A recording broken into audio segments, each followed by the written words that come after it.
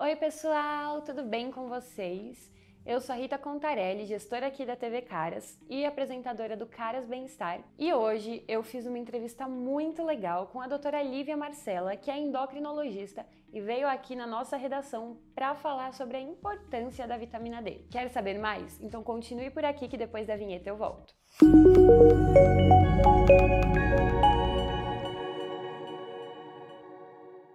Então, doutora, primeiro queria muito te agradecer por ter tirado esse tempo aqui para conversar comigo. É um assunto que eu particularmente tenho muito interesse e que eu sei que o nosso público também tem bastante. Eu sei que vai ser muito bom. Obrigada a você, Rita, pelo convite. É um prazer imenso estar aqui. Espero esclarecer aí a dúvida de muita gente. Ai, obrigada.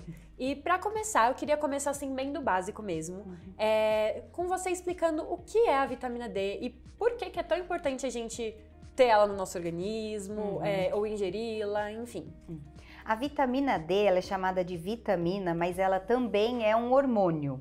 Então, ela vem da metabolização da pele. Então, na nossa pele, a gente tem um derivado, um éster de colesterol, vêm os raios solares, ativam a vitamina D e ela sofre processos bioquímicos até lá no rim ela se transformar numa vitamina D ativa, que tem realmente uma função.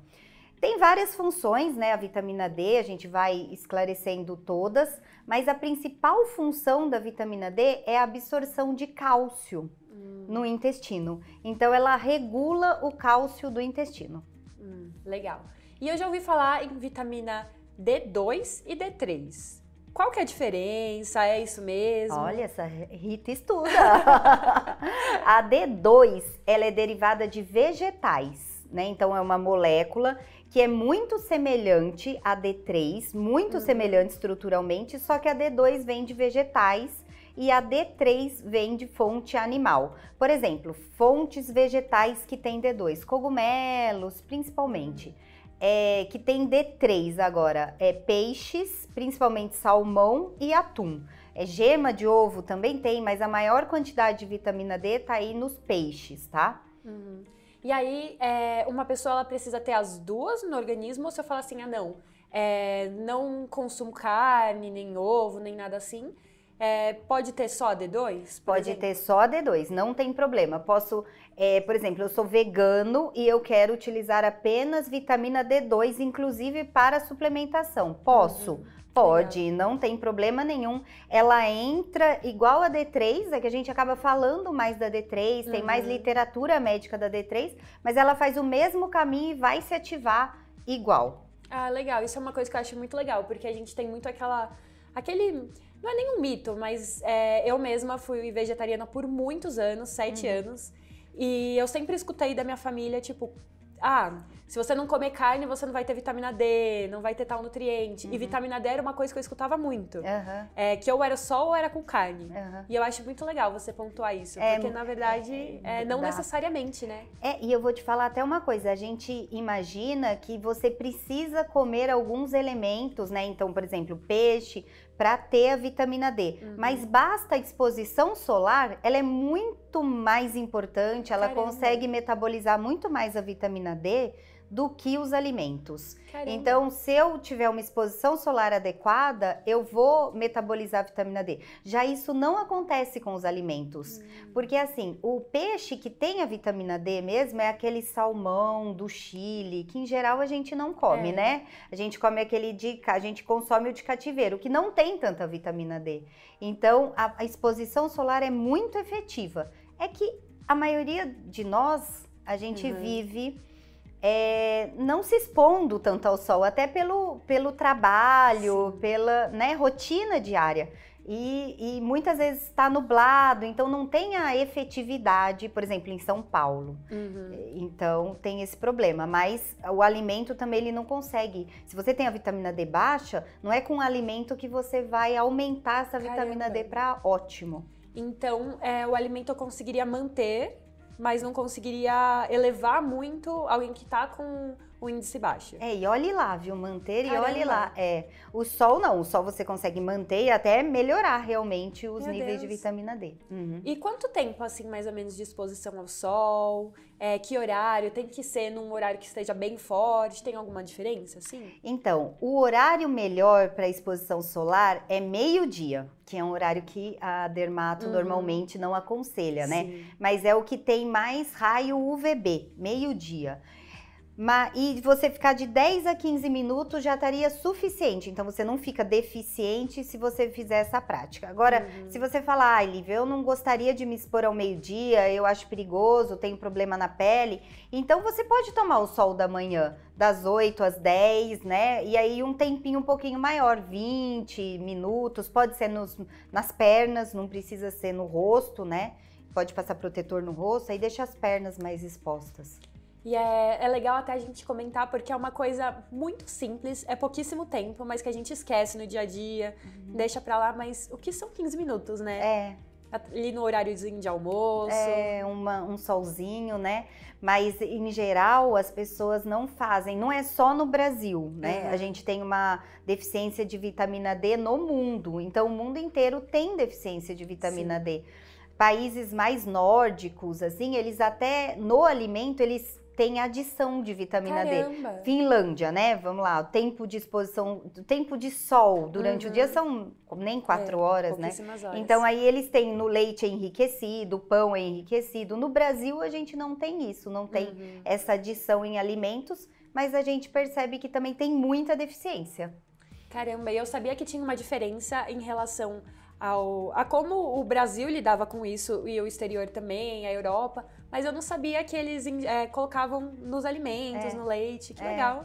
Tem alguns alimentos aqui no Brasil que tem, mas eu gosto muito de ir no supermercado ficar olhando os rótulos, né? Endócrino adora isso. Mas são poucos realmente, então no exterior tem mais.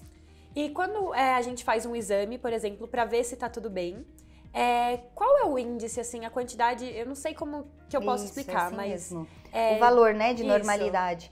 Então, o exame que o médico te pede para avaliar isso é a 25-hidroxivitamina D. É uma vitamina D que depois da passagem hepática, ela o pool dela é maior e a gente consegue quantificar bem no exame, essa 25-hidroxivitamina D. Até 20, pela Sociedade Brasileira de Endocrinologia, é normal para pessoas saudáveis. Então, não tenho nenhuma doença óssea, não tenho nenhuma doença crônica, posso ter até 20. Se eu tiver osteoporose, se eu tiver doença inflamatória crônica, diabetes, por exemplo, lactante, gestante, eles pedem maior que 30, tá? Que o valor seja maior que 30. E hoje em dia você tem mais ou menos uma ideia de quanto que tá a média aqui no Brasil? Sim, a gente tem uma deficiência de vitamina D mais ou menos em torno de 30 a 40%, é bastante. Caramba, é bastante. Em São Paulo a gente tem muito, vi um estudo recente agora também que envolveu assim vários endocrinologistas e eles fizeram essa quantificação aqui no Brasil.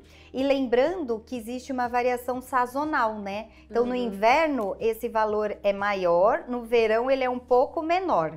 Então, existe essa variação por causa do sol mesmo. Mas tem de 30% a 40% da população do sul, sudeste tem deficiência de vitamina D, bastante gente, né? E costuma oscilar, assim, uma pessoa que tem carência em vitamina D, ela costuma oscilar? Tipo, uma hora tá tudo bem, outra hora diminui ou normalmente... Pode, porque, por exemplo, assim, vamos supor que tem uma pessoa com deficiência de vitamina D, aí ela foi pra praia. E aí subiu. Aí, sim, sobe. Que legal. E aí depois, a vitamina D, ela é lipossolúvel. Então, o estoque dela, ela fica armazenada na gordura.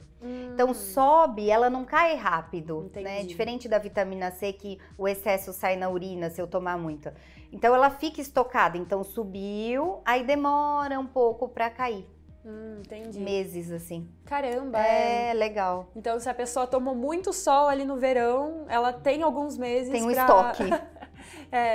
Que legal. É legal. E o sol nunca faz excesso de vitamina D, porque a gente consegue metabolizar, quebrar, sabe? O excesso, o nosso metabolismo, ele consegue degradar.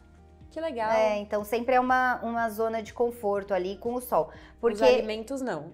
com os alimentos também, porque é bem pouquinho que tem no alimento. O alimento verdade. não... Agora, o que a gente tem que tomar cuidado é com uma suplementação excessiva, né? Então, se eu usar muito remédio que tenha vitamina D, aí eu posso fazer um excesso, isso pode gerar uma hipercalcemia, porque não absorve o cálcio no intestino, então pode gerar uma hipercalcemia e isso pode desencadear N problemas, né? Então o ideal é que você realmente faça o exame, como você disse, faça o exame, consulte seu médico, veja lá qual o valor de vitamina D que você deve utilizar. E o exame é exame de sangue mesmo? É exame de sangue tranquilo, nem jejum precisa. Caramba! É bem tranquilo, então é um exame de sangue bem simples que a gente pode fazer, né, para verificar. E a suplementação também pode ser semanal. Então, não é um remédio que eu preciso tomar todo dia. Eu posso, como ele é lipossolúvel, lipossolúvel, o estoque fica na gordura, então eu posso tomar uma vez na semana. E aí fica lá guardado e vai aos poucos. Toda semana eu tomo um comprimido. Então, assim, o que acontece aqui? Essa daqui, eu vou mostrar aqui, ó, é um exemplo de vitamina D que você pode dar para crianças, porque as crianças, às vezes, a gente precisa suplementar, né? São doses menores do que para adulto, mas parece uma balinha. Então, a criança não é mais um problema na vida da mãe, né? Porque nem sempre é fácil. Essa daqui, o problema é que você tem que deixar no alto, realmente, para ela não comer tudo de uma vez. E essa seria diária? Essa é diária, tá? Para crianças, gestantes e lactantes, o ideal é diário mesmo. Que eles falam. Agora, por exemplo, tem osteoporose, tô com deficiência de vitamina D, existem comprimidos menores que esses que você pode utilizar uma vez na semana. E são várias dosagens, a depender de quanto está a sua vitamina D. E aí esse, por exemplo, a gente conversando que pode dar para criança, me veio uma dúvida. Mamães que não gostam de dar açúcar para criança, essa daí tá tudo bem? Tá, ela não tem açúcar. Não tem açúcar, não tem açúcar. É que às vezes elas são meio docinhas, né? E aí elas têm um gostinho, mas não tem adição de açúcar. Ah, legal. Que eu acho que é importante sempre falar que tá tudo bem. Tá tudo bem, sim. Tem gotas também. Legal. Pra quem quiser também tem gotas, tá? Mas elas são bem tranquilas, né? É uma vez no dia que você dá e normalmente não tem tanto problema. Sim, essas são ótimas porque são super fáceis de ingerir, né? A gente tava até conversando antes que se deixar a gente fica o dia inteiro ali só tem que fechar o potinho. Mas para adulto em geral, como a gente tem uma rotina muito agitada, né? Tem essa suplementação de uma vez por semana que são cápsulas pequenininhas. E tem umas que, por exemplo, assim, eu tenho osteoporose, por exemplo. E eu preciso suplementar a vitamina D e o cálcio. Então, tem alguns comprimidos que já unem a vitamina D e o cálcio. Que são combinados, né? Aí já vira um comprimido só, né? Porque na prática clínica, assim, tem até alguns artigos falando isso, que quanto maior o número de comprimidos, menor a sua aderência. Sério? Porque você tem muito comprimido para tomar, aí você acaba tomando, né? Você acaba aderindo menos. Eu não fazia ideia disso. É uma coisa muito interessante, até para pesquisar mais a fundo e entender mais, porque a gente vê que tem muita gente que toma 20 comprimidos. Suplementação toda separadinha, é uma coisa interessante. A tendência é ir unindo esses comprimidos. Na hipertensão, né? Às vezes tem 3 medicamentos num comprimido só. No diabetes, então essa é a tendência mesmo. Legal. E a vitamina D, é só via oral? Ou, por exemplo, eu posso tomar em forma de injeção, alguma coisa assim? Essa pergunta é ótima. É só via oral.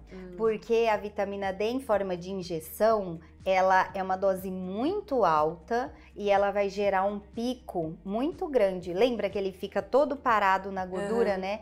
E isso pode gerar a famosa hipercalcemia, que é a intoxicação. E essa intoxicação, esse excesso de cálcio, pode gerar aumento de chance de ter pedras nos rins. Caramba! E até arritmia cardíaca. Nossa! Então, injeção de vitamina D realmente não se faz. Nenhuma sociedade no mundo prescreve injeção. Então isso tem que tomar bem cuidado. Legal, de enfatizar bem, porque a gente vê muito que em alguns casos tem injeção de outras, de B12, isso, né? citoneurin, B12, assim sim, isso. Mas de B12, vitamina D vitamina não tem. D não, isso. E a gente falou um pouco sobre o que acontece ingerindo muito, mas e quando a pessoa tá com pouco no organismo? O que Deficiência que acontece? de vitamina D. A deficiência de vitamina D, ela acontece principalmente, tem duas doenças, chega a dar doença a deficiência de Caramba. vitamina D. É a raquitismo, por deficiência de vitamina D, que é da criança, e osteomalácia, que é do adulto. Nossa. Então, é um osso que ele não mineraliza, ou seja, o cálcio não consegue chegar no osso. E esses indivíduos, eles podem ter até fratura. E aí a gente chama de fratura em galho verde, né? Que é aquela fratura, quando você quebra o galho verde, aquela fratura que realmente despedaça o osso. Então, é importante a gente ter menor que 10, que as sociedades falam para ter maior que 20 ou maior que 30, menor que 10 é o que mais dá esse tipo de... Caramba. E dá dor óssea também, dói o osso. Tem também a questão da imunidade, claro, né, que ajuda na imunidade, mas também é interessante a gente conversar que não é quanto mais melhor, ou seja, quanto mais vitamina D, menor chance de pegar Covid, menor chance... Não, você tem que estar ali no nível dentro da normalidade e, claro, né, a sua imunidade não depende só desse fator, então tem isso. Mas ela ajuda, assim, tem trabalhos antigos mostrando a relação entre vitamina D e imunidade, bem antigos, sabe? Sim.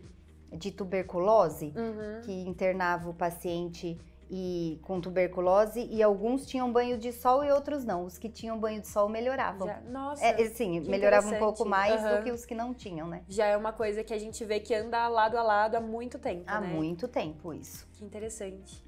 E a gente conversando assim, me veio uma dúvida. Eu sei que gestantes e lactantes têm que ter uma atençãozinha a mais em relação à vitamina D, mas tem alguma faixa etária em que é preciso ter uma atenção a mais? Tipo, na infância precisa suplementar mais, ou quando é um idoso, tem alguma coisa assim ou é indiferente? Sim, a gestante e lactante, porque você tem que ter uma atenção muito grande, por quê? Porque na gestação você está formando toda a estrutura óssea do bebê. Sim. E depende da mineralização do osso do bebê, depende a sua vitamina D. E na lactação, você está passando o seu cálcio para o bebê. Então, você já tem uma diminuição da massa óssea fisiológica. Sim. Na amamentação, a quantidade de osso da mãe diminui e depois volta ao normal. Então, é importante você estar bem de vitamina D e cálcio, tá?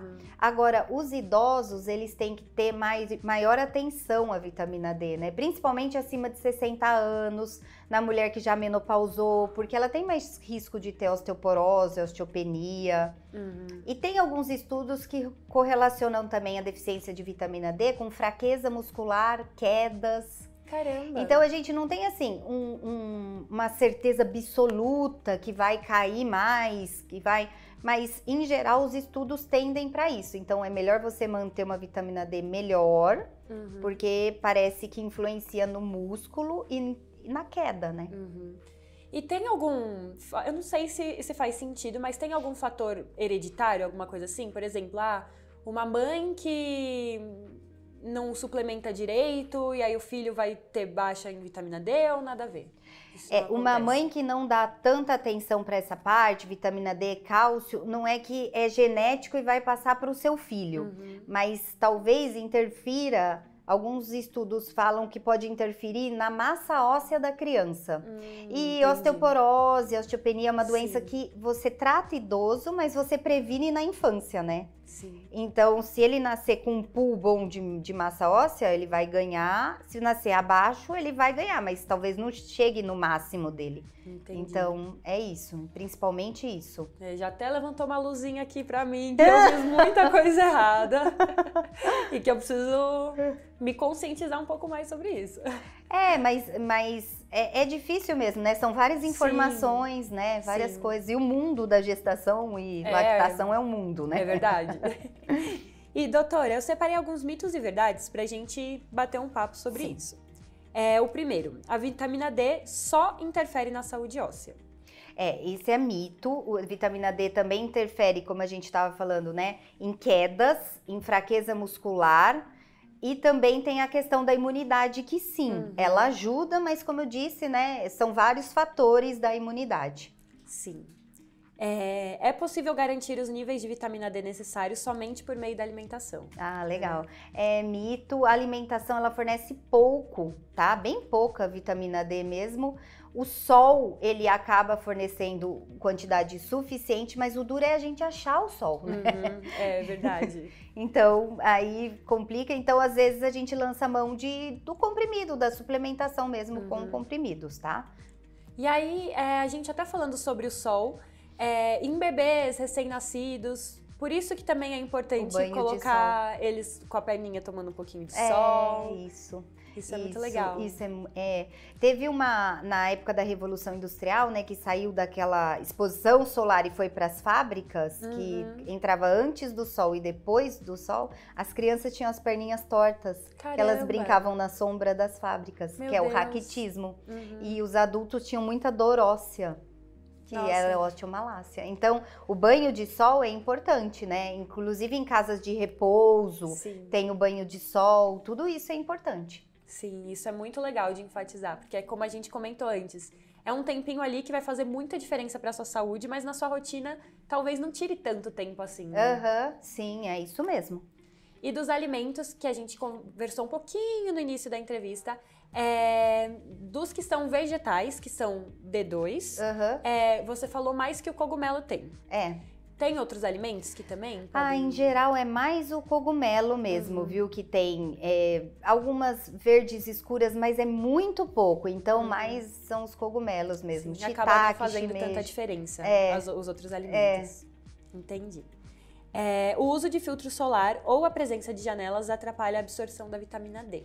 O filtro solar nem tanto. Os primeiros trabalhos médicos mostravam que atrapalhava, mas em geral não atrapalha tanto. Então tem uma metabolização de vitamina D, mesmo que você passe o filtro solar, tá? Agora, a janela atrapalha, acredita? Ela não deixa chegar ao raio específico, que é o UVB. Então acaba atrapalhando a metabolização da vitamina D. Então, para adquirir, tem que ser sem janelas, mesmo que faça protetor solar. Isso mesmo. E aí, passando protetor solar, tem que ficar mais tempo ou não? Se você puder ficar pelo menos uns 5 minutinhos a mais, assim, ajuda. Entendi. Próximo. A deficiência de vitamina D na infância pode estar relacionada a problemas de comportamentos na adolescência.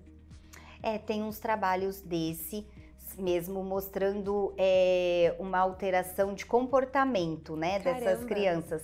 Mas esse foi um trabalho, não, assim, na medicina, assim, para realmente enfatizar uma coisa, para falar para toda a população, a gente pega uma comprovação grande. Esse trabalho foi um trabalho pequeno, então não foi um trabalho grande que a gente precisa de mais dados. É o que eu sempre falo assim, será que foi a vitamina D que estava baixa?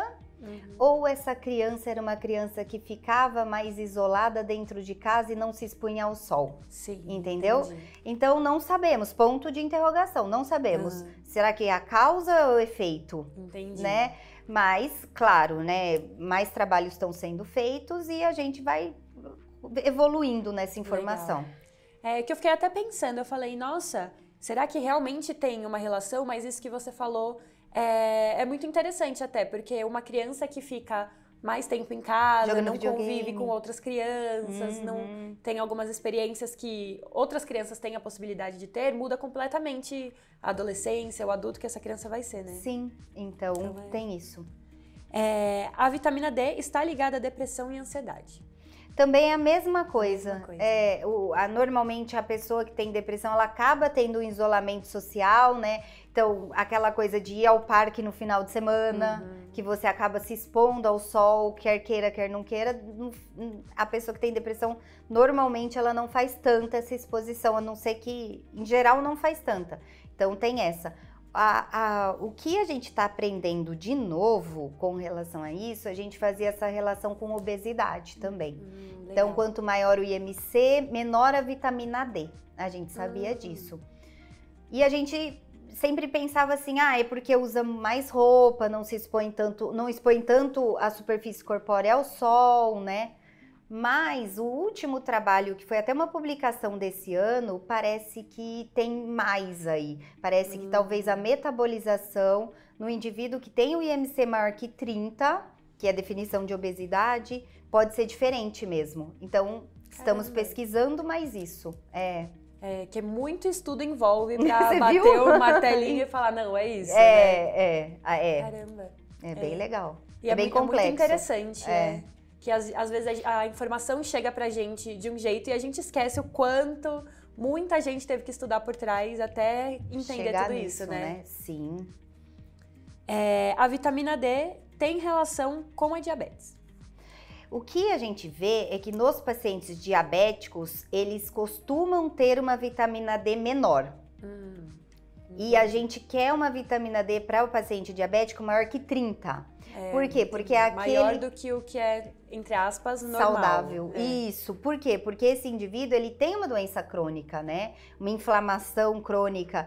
E também, sabe uma coisa muito interessante do diabético? Ele tem fratura, maior chance de ter fratura do que as pessoas na mesma idade dele. Então, por isso também que ele tem que ter uma vitamina D maior. Que aí também entra totalmente a relação com os ossos, com o cálcio, né? Isso, perfeito, legal. É isso mesmo. Que eu vejo muito, que pacientes com diabetes acabam fraturando mais fácil, têm dificuldade para recuperar. Então, já tem o diabetes que atrapalha, né? Então, assim, tem várias questões. Caramba. Aí a outra, até uma questão essa última é uma questão que a gente tinha conversado antes, gestantes precisam ter cuidado redobrado em relação ao nível de vitamina D no organismo. Isso, por causa disso que a gente estava conversando, né? Que vai determinar a primeira quantidade de massa óssea dessa criança. Então, nascer já abaixo, algumas coisas determinam, assim, a massa óssea, a imunidade, claro, tem uma relação também, né? Nascer com uma massa óssea abaixo, você pode não ter uma recuperação, pode ter, mas pode também não ter. E tudo que influencia na infância, por exemplo, criança com doença crônica, asma ou diabético tipo 1, né? Ele não tem, muitas vezes, a massa óssea ótima. Então, no final, a gente vai acabar tratando a osteoporose. Entendi. E eu não sei se é possível isso, porque eu acho que não deve ser tão comum as pessoas ingerirem vitamina D demais ou ter vitamina D demais no organismo, mas uma gestante que, sei lá, suplementar demais, pode dar algo prejudicial para o bebê? É porque eu não sei se isso pode acontecer. Normalmente os ginecologistas... na época, o que aconteceu, Rita? Aconteceu o seguinte, a vitamina D vinha ganhando estudos, ganhando espaço e tal, mas aí na época do Covid, nossa, estourou. Por quê? Porque eles achavam que quanto mais vitamina D, melhor, né? Entendi. Então teve muita intoxicação por vitamina D nessa época. Caramba!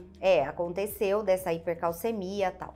Mas, em gestante, em geral, os ginecologistas são bem rigorosos e eles protegem bem as mães, né? Então, em geral, é difícil ter intoxicação por vitamina D em gestante. Mas, claro, você tem que ficar atenta, né? Porque pode alterar o osso do bebê, pode dar hipercalcemia para você, parto prematuro, entre outros. Caramba, Mas é difícil, é mais difícil. Ainda mais que ela tem que ter o suficiente para ela e para o bebê, né? Eu acho que a quantidade não sei, né, também.